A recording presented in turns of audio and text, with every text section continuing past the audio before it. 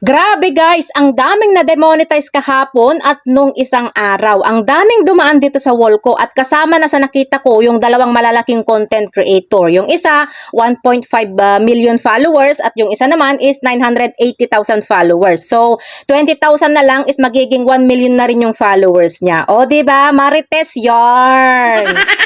Kaya ito guys, yung palagi kong sinasabi sa inyo na mag-ingat-ingat kayo sa mga pinopost ninyo. Kaya kung alam nyong bawal na yan, wag mo nang gawin. Kasi kung hindi man yan nagka-violation ngayon, darating yung time na madedetect yan ng system. So meron po tayong tatlong reason guys kung bakit nagkakaroon ng violation yung mga matatagal na nating na-post. So ang una, AI review.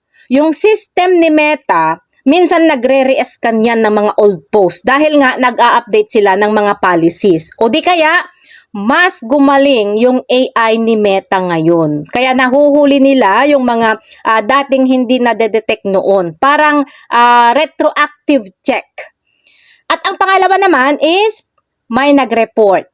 Pwedeng may nakakita ulit ng post mo ngayon tapos ni-report. At kapag na-report na nila, hahanapin at i-review yan ng Facebook na kahit pa 3 years ago, 5 years ago, 10 years ago pa yan, i-review yan ni Facebook. At ang pangatlo, policy change. Yung dating safe na content noon, nagiging violation na ngayon. So for example, kung dati, pwede yung mga content na kumakain tayo. Tapos ngayon, bawal na. For example lang yan ha. Ano yun? E di nagutom tayo kung bawal kumain ngayon. Kapag to kasi may nagbago sa mga policy ni Facebook, iba-backdate nila yan, iba-backdate nila minsan yung mga enforcement.